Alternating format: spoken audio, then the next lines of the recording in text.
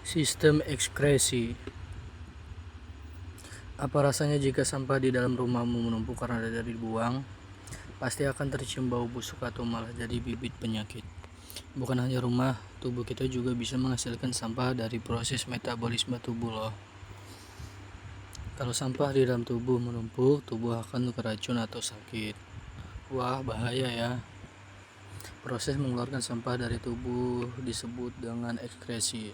Yang termasuk organ ekskresi adalah ginjal, kulit, hati, dan paru-paru. Ginjal berjumlah sepasang, bentuknya seperti kacang dan ukurannya sebesar kepalan tangan.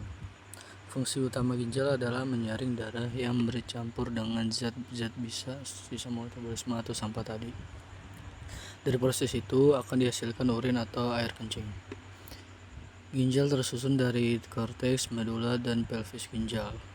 Pada bagian korteks dan sebagian masuk ke medula ada jutaan nefron. Apa sih nefron itu? Nefron adalah unit struktur dan fungsional terkecil dari ginjal.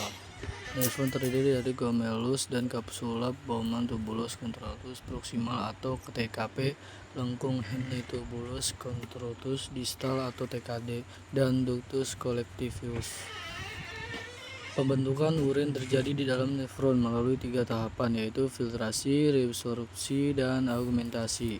Darah yang masih mengandung sisa metabolisme akan masuk ke dalam glomerulus untuk disaring. Air, glukosa, garam, dan urea akan lolos dari glomerulus dan ditampung di dalam kapsul Bowman. Hasil penjaringan ini disebut dengan urin primer. Urin primer kemudian masuk ke TKP untuk proses reabsorpsi atau penyerapan kembali zat-zat yang masih dibutuhkan oleh tubuh.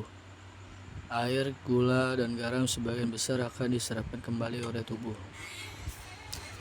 Hasilnya disebut dengan urin sekunder. Urin sekunder kemudian masuk ke TKD untuk proses fermentasi atau penambahan zat-zat lain yang akan ikut dikeluarkan bersama urin. Hasil fermentasi inilah urin yang sebenarnya. Urin akan terkumpul di pelvis ginjal. Urin kemudian mengalir melalui saluran uretra dan masuk ke kandungan kemih untuk dikam. Jika kandungan kemih hampir penuh, maka akan timbul rasa ingin buang air kecil. Urin kemudian mengalir melalui uretra dan keluar dari tubuh. Urin berwarna kuning pucat dan berbau khas dan mengandung zat-zat biasa metabolisme. Urin yang normal tidak mengandung gula atau protein. Organ ekskresi yang kedua adalah kulit. Kulit adalah organ terbesar pada tubuh kita loh. Berat kulit pada tubuh orang dewasa bisa mencapai 3,6 kg dengan luas sekitar 2 meter persegi. Karena penutup bagian luar tubuh, kulit berfungsi sebagai pelindung tubuh dari bakteri, debu, panas, dan radiasi sinar ultraviolet. Selain sebagai pelindung, kulit juga berfungsi sebagai organ ekskresi karena kulit dapat mengeluarkan keringat. Keringat juga mengandung zat sisa metabolisme seperti urea dan garam. Mengapa kulit bisa menghasilkan keringat ya?